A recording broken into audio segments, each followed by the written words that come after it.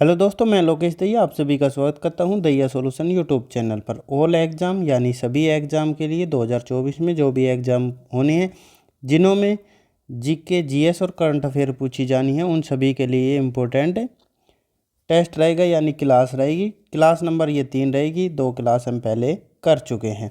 10 महत्वपूर्ण प्रश्न रहेगी विद विश्लेषण यानी डिटेल के साथ करेंगे, उससे संबंधित क्वेश्चन भी करते चलेंगे। किन एग्ज़ाम के लिए? तो सभी exam SSC, RPF, UP police, DSSB यानी हरियाणा सीईटी और स्टेट लेवल के जितने भी एग्ज़ाम हैं जिनमें जीके, जीएस और करंट अफेयर पूछी जाती है, उन सभी के लिए इम्पोर्टेंट सीरीज रहेगी। तो बिना देरी से फर्स्ट क्वेश्चन शुरू कर दें। अगर आपको ये क्वेश्चन अच्छे लगे तो एक लाइक कर देना। अगर आपको चैनल उपयोगी लगे तो चैनल को सब्सक्राइब कर सकते हैं। तो बिना देरी से फर्स्ट क्वेश्चन पर चलते हैं। फर्स्ट क्वेश्चन दे रखा है, किसने डिजिटल स्वास्थ्य पर वैश्विक पहल शुरुआत की है यानी शुरू की है? किसने? तो डिजिटल स्वास्थ्य पर वैश्विक पहल WHO, WTO या यूनेस्को या यूएन के द्वारा। तो किसके द्वारा की गई है? कौन सा ऑप्शन सही रहेगा? तो ऑप्शन ए सही रहेगा, WHO यानी विश्व स्वास्थ्य संगठन के द्वारा की गई है।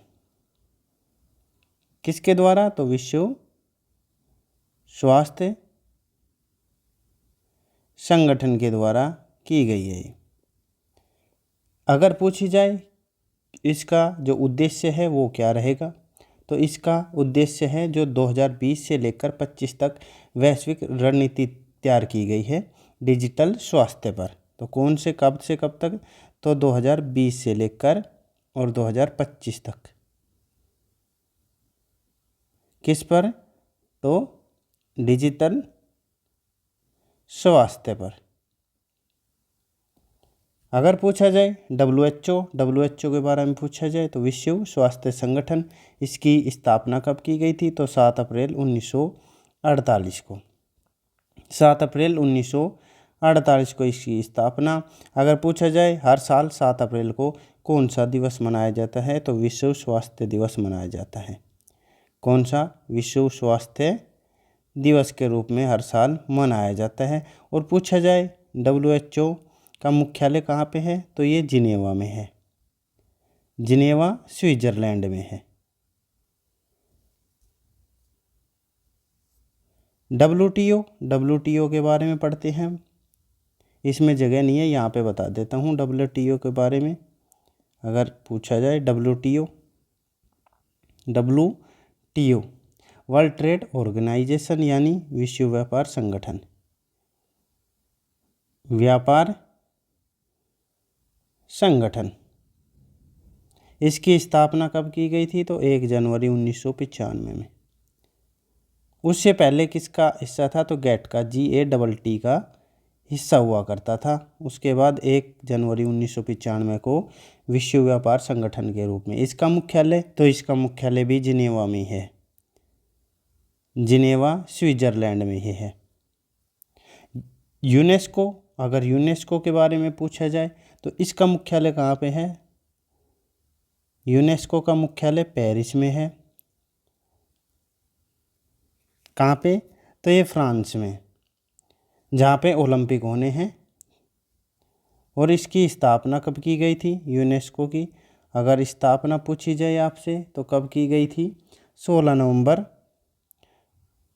1945 में। आशा करता हूँ आपको समझ आया होगा। आगे बढ़ते हैं अगले क्वेश्चन पर। तो किसकी पहल है ये? तो WHO की पहल है, विश्व स्वास्थ्य संगठन की। आगे बढ़ते हैं नेक्स्ट क्वेश्चन पर। अब नेक्स्ट क्वेश्चन है, निम्नलिखित में से कौन सी नदी का उद्गम स्थल राजस्थान में है यानी राजस्थान से है? कौन सी नदी का? माई नदी, तापी, बनास या नर्मदा? तो माई नदी का कहाँ पे है? तो माई नदी का MP में है। और ताप्ती और ये है नहीं नर्मदा, तो कौन सी नदी होगा? तो आंसर बनास नदी होगा, ऑप्शन 3 से। यानी बनास नदी राजस्थान में बहने वाली एक नदी है। और ये किसकी सहायक नदी है? अगर पूछा जाए किसकी सहायक या उपनदी है तो ये चंबल की है। किसकी है? तो चंबल नदी की ये सहायक नदी है। अगर आपसे पूछा जाए माई नदी, तो ये एमपी में कहाँ से निकलती है? तो मेहद झील से, मेहद झील। यानी अगर पर्वत पूछा जाए तो विंध्याचल पर्वत से ये निकलती है, पर्वत से ये निकलती है। नर्मदा और ताप्ती के बारे में क्वेश्चन पूछा जाती है, तो ये किस में यानी किस दिशा में बहती है? तो ये पूर्व से पश्चिम यानी पश्चिम में बहने वाली नदी है ये दोनों नदी। और किस में जाकर गिरती है अगर ये पूछा जाए? तो ये अरब सागर में गिरती है, ये पूछा जाता है इसके। यानी पश्चिम की ओर बहने वाली कौन कौन सी नदी है? ताप्ती और नर्मदा है। आगे बढ़ते हैं, आशा करता हूँ आपको समझ आया होगा। अगला क्वेश्चन दे रखा है, निम्न में से पल्लवों की राजधानी कौन सी थी? ऐहोल, दोआब, पुकार या कांचीपुरम। तो कौन सा शहर थी अगर पूछा जाए? तो ऑप्शन 4 सही रहेगा, कांचीपुरम थी पल्लवों की राजधानी। अगर पूछा जाए पल्लव वंश का संस्थापक कौन था? अगर संस्थापक पूछा जाए आपसे तो कौन था? तो सिंह विष्णु था, सिंह विष्णु। और ये दक्षिण भारत का राजवंश था। अगर पूछा जाए कांचीपुरम के बारे में, तो ये रेशम निर्माण के लिए और शैलकृत मंदिरों के लिए प्रसिद्ध थे उस समय। किसके? रेशम और शैलकृत मंदिरों के लिए के निर्माण के लिए प्रसिद्ध थे, यानी जाना जाता था। आशा करता हूँ आपको समझ आया होगा। आगे बढ़ते हैं अगले क्वेश्चन पर। अब अगला क्वेश्चन दे रखा है, एलोरा गुफाओं में कितने मंदिर और मठ है? कितने मंदिर और मठ है? 23, 34, 18 या 29। तो कितने हैं? कौन सा तो कौन सा सही रहेगा? अगर पूछा जाए एलोरा की गुफाएं कहाँ पे है? अगर राज्य पूछा जाए तो महाराष्ट्र में, और जगह पूछी जाए तो औरंगाबाद, औरंगाबाद महाराष्ट्र में है। और कितनी गुफाएं हैं पूछी जाए तो ऑप्शन बी सही रहेगा। कितनी हैं? तो मठ और मंदिर कितने हैं? 34 है। 1 से 12 तक तो बौद्ध गुफाएं हैं। कौन सी? बौद्ध गुफाएं हैं। उसके बाद यानी 12 तो ये हो गई। उसके बाद 17 हैं वो हिंदू गुफाएं हैं, यानी 13 से लेकर 29 तक कौन सी? हिंदू गुफाएं हैं। और 30 से लेकर 34 तक कौन सी गुफाएं हैं? तो ये जैन, यानी तीनों धर्मों की ये गुफाएं हैं।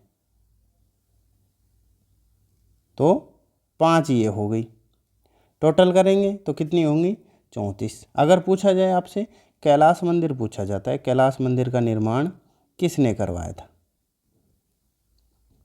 ये किस राज्य में है? तो ये भी औरंगाबाद में एलोरा में ही है।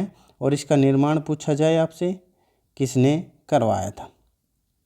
तो राष्ट्रकूट वंश के राजा ने करवाया था। किसने? राष्ट्रकूट वंश के राजा किसने करवाया था? तो कृष्ण प्रथम ने करवाया था, प्रथम के द्वारा कराया गया था। आशा करता हूँ आपको समझ आया होगा। अब चलते हैं अगले प्रश्न। अगला क्वेश्चन दे रखा है, हिंदी उपन्यास इंद्रजाल के लेखक कौन है? इंद्रजाल के लेखक कौन है? 4 ऑप्शन दे रखे हैं, रामधारी सिंह दिनकर, नामवर सिंह या जयशंकर प्रसाद या हरिवंश राय बच्चन। तो कौन सा सही रहेगा? तो ऑप्शन सी सही रहेगा, जयशंकर प्रसाद की ये इंद्रजाल उपन्यास लिखा गया है, हिंदी का उपन्यास है। और पूछे जाए तो इनकी कौन कौन सी है? तो छाया, प्रतिध्वनि, आकाशदीप और आंधी। कामायनी भी इनकी पूछी जाने वाली महाकाव्य में से एक है। कामायनी किसकी है? तो ये हिंदी महाकाव्य है इसका, जयशंकर प्रसाद के द्वारा। इम्पोर्टेंट क्वेश्चन है। आगे बढ़ते हैं अगले क्वेश्चन पर। अब अगला क्वेश्चन दे रखा है, निम्नलिखित गुप्त सम्राटों में से किसने विक्रमादित्य की उपाधि धारण की थी? किसकी? विक्रमादित्य को, यानी किस राजा को विक्रमादित्य के रूप में भी जाना जाता था? गुप्त वंश के। अगर पूछा जाए गुप्त वंश के संस्थापक कौन थे, तो श्रीगुप्त। अगर पूछा जाए वास्तविक संस्थापक किसे कहा जाता है,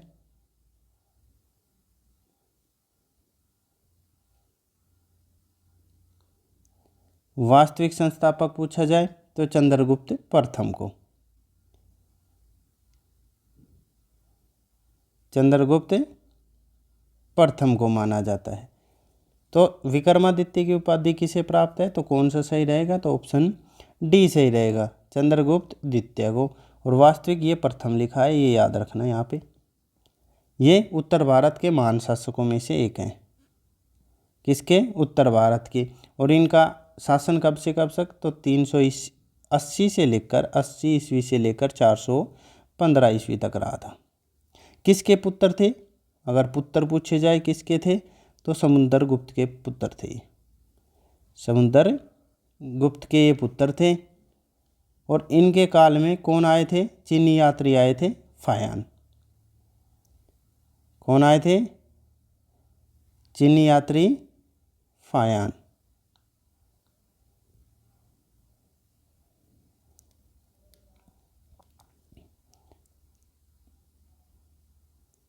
फायान आए थे भारत। आशा करता हूँ आपको समझ आया होगा। आगे बढ़ते हैं अगले क्वेश्चन पर। अगला क्वेश्चन दे रखा है, प्रसिद्ध कलाकार तीजन बाई का संबंध निम्न में से किससे है, यानी किस नृत्य से है? भवाई, कालबेलिया, पंडवानी या टिप्पणी। अगर भवाई और कालबेलिया पूछे जाए तो किस राज्य के नृत्य हैं, तो ये राजस्थान के हैं। किसके हैं? राजस्थान के हैं। पंडवानी कहाँ का है, तो पंडवानी नृत्य है छत्तीसगढ़ का। किसका है, तो ये छत्तीसगढ़ का है। और टिप्पणी कहाँ का है, तो ये गुजरात का है। आंसर क्या रहेगा? तीजन बाई का संबंध, तो ऑप्शन सी सही रहेगा, पांडवानी यानी छत्तीसगढ़ के नृत्य से। अगर पूछा जाए तीजन बाई के बारे में, जन्म कब हुआ था? अगर जन्म पूछा जाए तो 1956 में, 1500 निकल रहा है सॉरी, 1956 में। अगर गुरु पूछे जाए तो प्रथम गुरु कौन माने गए हैं इनके द्वारा, यानी प्रथम गुरु कौन माने, तो इनके जो नाना थे वो कौन थे? ब्रजलाल। अगर पूछे जाए बाद में, यानी वास्तविक जिन्होंने शिक्षा ली थी, तो कौन थे? उमेद सिंह देशमुख थे। उमेद सिंह देशमुख थे जिन्हों से शिक्षा ली थी। श्लोक किससे सीखे थे, तो उनके नाना के द्वारा सीखे गए थे, देशमुख। आगे बढ़ते हैं अगले क्वेश्चन पर। अब अगला क्वेश्चन दे रखा है, डीआरडीओ ने 2024 में अपना स्थापना दिवस यानी कौन सा स्थापना दिवस मनाया था? 4 ऑप्शन दे रखे हैं, 60वां, 62वां, 65वां या 66वां। तो कौन सा मनाया था? अगर पूछे जाए इसकी स्थापना यानी कब हुई थी डीआरडीओ की, डीआरडीओ की अगर फुल फॉर्म पूछी जाए तो defence research and development organisation, रक्षा अनुसंधान एवं विकास संगठन। तो defence research and development organisation. इसकी स्थापना कब की गई थी? तो स्थापना 1 जनवरी को हुई थी 1958 में। तो कौन सा स्थापना दिवस मनाया है? तो ऑप्शन डी सही रहेगा, कौन सा? 66वां 2024 में। अगर वर्तमान अध्यक्ष पूछे जाएं तो कौन है? समीर वी कामत। समीर वी कामत है वर्तमान अध्यक्ष। आगे बढ़ते हैं अगले क्वेश्चन पर। अब अगला क्वेश्चन दे रखा है, सुतापा तालुकदार कौन? सुतापा तालुकदार किस भारतीय शास्त्रीय नृत्य शैली से संबंध रखती है? तो किसके कलाकार हैं ये। एक पूछा जाता है रामकृष्ण तालुकदार, रामकृष्ण तालुकदार, इनका संबंध किस शास्त्रीय यानी किस शास्त्रीय नृत्य से हैं, तो ये सत्रिया के हैं। किससे, सत्रिया जो असम का नृत्य है। इम्पोर्टेंट क्वेश्चन है, ये दोनों अलग अलग है। सुतापा तालुकदार का मोहिनी अट्टम, ओडिसी कुचिपुड़ी या भरतनाट्यम, भरतनाट्यम कहाँ का है, तो ये तमिलनाडु का है। कुचिपुड़ी अंधे लोग खा लेते हैं यानी आंध्र प्रदेश, ओडिसी उड़ीसा का, और मोहिनी अट्टम कहाँ का है, तो ये केरल का है। मोहिनी अट्टम और कथकली। तो सुतापा तालुकदार किस नृत्य शैली से, तो ऑप्शन बी सही रहेगा, ओडिसी नृत्य शैली। और कलाकार पूछे जाए जो परीक्षा से संबंधित इम्पोर्टेंट हैं, तो किरण सहगल, ओडिसी नृत्य से ही संबंध रखती है किरण सहगल। माधवी मुदगल,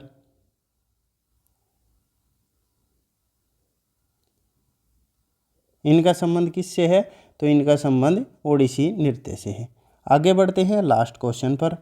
लास्ट क्वेश्चन दे रखा है 1939 में फॉरवर्ड ब्लॉक की स्थापना किसने की थी, यानी फॉरवर्ड ब्लॉक की स्थापना 1939 यानी कब की गई, अगर 3 मई 1939 में। किनके द्वारा की गई, तो कौन सा ऑप्शन, चित्तरंजन दास, सुभाष चंद्र बोस, जवाहरलाल नेहरू या महात्मा गांधी। तो किसके द्वारा की गई थी, तो कौन सा ऑप्शन सही रहेगा, तो ऑप्शन बी सही रहेगा, सुभाष चंद्र बोस। इनके जन्मदिवस पर यानी 23 जनवरी को कौन सा दिवस मनाना शुरू किया है, कब से किया है, तो 2021 से। अगर पूछा जाए घोषणा कब की गई थी, तो 19 जनवरी को घोषणा की थी, 19 जनवरी 2021 को। तो पहला कब मनाया गया था, तो 2021 में मनाया गया था यानी 23 जनवरी। तो कौन सा दिवस, तो पराक्रम दिवस के रूप में मनाया जाता है, यानी वीरता का दिन मनाया जाता है। पराक्रम का अर्थ होता है वीरता का दिन, ये भी पूछ सकता है। यानी वीरता का दिन किस दिवस को मनाया जाता है, यानी 23 जनवरी को मनाया जाता है। अगर पूछा जाए सुभाष चंद्र बोस ने कांग्रेस के कौन से अधिवेशन की अध्यक्षता की थी, तो त्रिपुरी अधिवेशन की अध्यक्षता कब की थी, तो 1939 में। और गांधी जी के जो उम्मीदवार थे पट्टाभी सीताराम को हराया था, पट्टाभाई सीतारामैया को हराया था इन्होंने।